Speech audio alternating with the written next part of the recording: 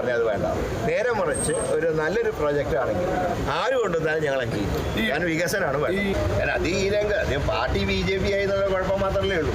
ഈ രംഗത്തൊക്കെ വിദഗ്ധനല്ലേ. അദ്ദേഹത്തിലെ കൊങ്കൺ റെയിൽവേയുടെ നിർമ്മാണം കോൺഗ്രസിൻ്റെ കാലത്തല്ലേ നടത്തി. അപ്പോൾ അതിലും കുഴപ്പമൊന്നുമില്ല. അദ്ദേഹത്തിൻ്റെ പ്രപ്പോസലൊക്കെ ഒരുപക്ഷെ കുറേ കൂടെ വൈബിളായിരിക്കും.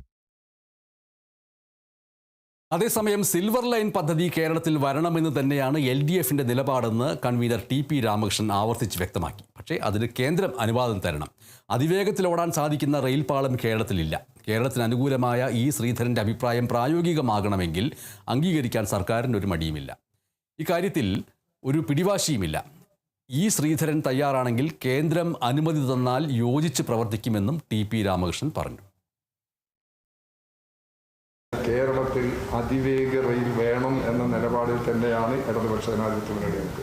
എന്നാൽ റെയിലിൽ ഈ കാര്യങ്ങൾ നടത്താൻ നമുക്ക് സാധിക്കണമെന്നുണ്ടെങ്കിൽ കേന്ദ്ര ഗവൺമെൻറ്റിന് അംഗീകാരം കിട്ടണം. കേന്ദ്രം തന്നെ മുന്നോട്ട് വെച്ചിട്ടുള്ള മറ്റൊരു പദ്ധതിയാണ് RRT. അത് നടപ്പിലാക്കാൻ തയ്യാറാണ് സ്റ്റേറ്റ് ഗവൺമെൻറ്. കേരളത്തിൻ്റെ റെയിൽ വികസനത്തിന് ശ്രീധരൻ്റെ അഭിപ്രായമാണ് നടപ്പിലാക്കേണ്ടതെങ്കിൽ അതിന് ഗവൺമെൻറ് തയ്യാറാണ്. അതിലൊരു പ്രത്യേക വിരോധമോ മറ്റു പ്രശ്നങ്ങളൊന്നുമില്ല. അദ്ദേഹത്തിൻ്റെ വ്യത്യസ്തമായ ചില നിലപാടുകളോട് ചിലപ്പോൾ വിയോജിപ്പ് പ്രകടിപ്പിക്കേണ്ടി വന്നിട്ടുണ്ട്, അത്രയേ ഉള്ളൂ. അപ്പോൾ അത് ഇനിയും അദ്ദേഹം തയ്യാറാണെങ്കിൽ അദ്ദേഹത്തിൻ്റെ പദ്ധതികൾ ആവിഷ്കരിച്ച് പ്രായോഗികമായി നടത്താൻ കേന്ദ്ര ഗവൺമെൻറ് കൂടി അംഗീകരിക്കുകയാണെങ്കിൽ ഗവൺമെൻറ്റിന് ഇക്കാര്യത്തിൽ പിടിവാശിയൊന്നുമില്ല. റെയിൽ ഗതാഗതം മെച്ചപ്പെടണം എന്നുള്ളൊരു താല്പര്യം മാത്രമേ ഉള്ളൂ. അതുകൊണ്ട് സിൽവർ ലൈനിന് ഞങ്ങൾ പുറകോട്ട് പോകുന്നില്ല, വേണമെന്ന് തന്നെയാണ് അഭിപ്രായം. ശബരിമല സ്വർണ്ണ കവർച്ചയിൽ കുറ്റപത്രം വൈകിപ്പിക്കുന്നത് പ്രതികളെ രക്ഷിക്കാനാണ് എന്ന് ആവർത്തിച്ച് പറയുകയാണ് പ്രതിപക്ഷ നേതാവ് VD സതീശൻ. പ്രത്യേക അന്വേഷണ സംഘത്തിന് മേൽ സമ്മർദ്ദമുണ്ട് എന്ന് പ്രതിപക്ഷ നേതാവ് ഇന്നും പറഞ്ഞു.